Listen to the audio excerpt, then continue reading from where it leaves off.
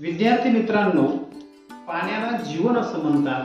पाण्याशिवाय कोणताही सजीव जिवंत राहू शकत नाही. त्याचबरोबर पाण्याला वैश्विक द्रावक असं देखील म्हणतात, कारण या सृष्टीमध्ये, परिसरामध्ये जास्तीत जास्त पदार्थ पाण्यात विरघळतात.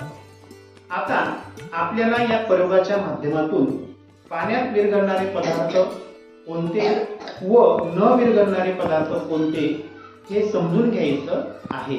व त्याचबरोबर आपल्याला घरात ज्यावेळेस लहान बाळ असेल, मोठी व्यक्ती असेल, तिला उलट्या आणि जुलाबचा त्रास होतो, त्यावेळेस घरच्या घरी आई आपल्याला जे द्रावण तयार करून प्यायला देते, त्या द्रावणाला जलसंजीवनी द्रावण असं म्हणतात.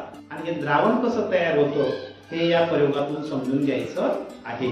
माझ्याकडे ग्लास आहे. या ग्लास मध्ये मी पाणी घेतलेलं आहे.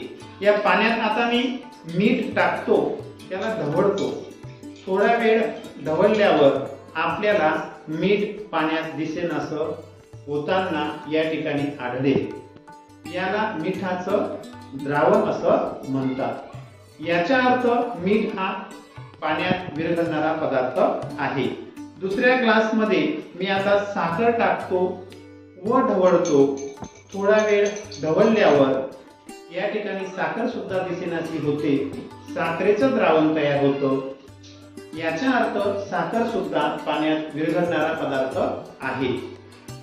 तिसऱ्या ग्लास मध्ये वाळू आहे. ही वाळू जर आपण पाण्यात टाकली, ढवळली, तर आपल्याला असं दिसेल की वाळू ग्लासच्या तळाशी या ठिकाणी आढळेल. याचा अर्थ वाळू ही पाण्यात विरघळत नाही.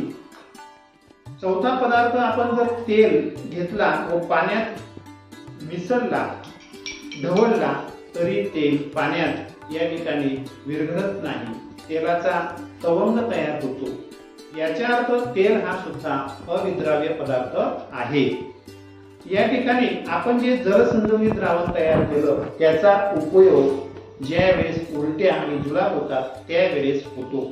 दवाखान्यात बऱ्याचदा पेशंटला जी सलाईन लावली जाते, त्या सलाईन मध्ये देखील जलसंजीवनी द्रावण असतं, मिठाचं द्रावण असतं.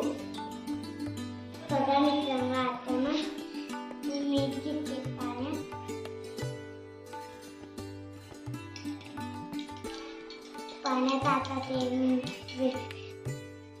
विरघळते. मित्रांनो, आता मी साखर पाण्यात टाकते.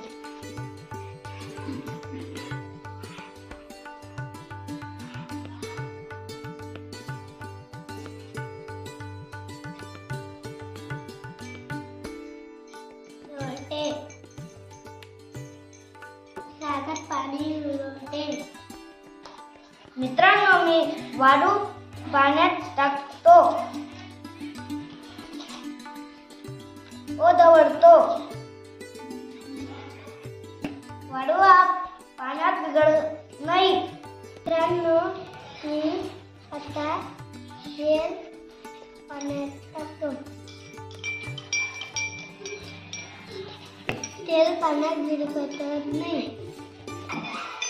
मित्रांनो, आता मी साखर घेते, पाण्यात टाकते व ढवळते. साखर पाण्यात विरघळते. मित्रांनो, आता मी मीठ पाण्यात टाकते व ढवळते.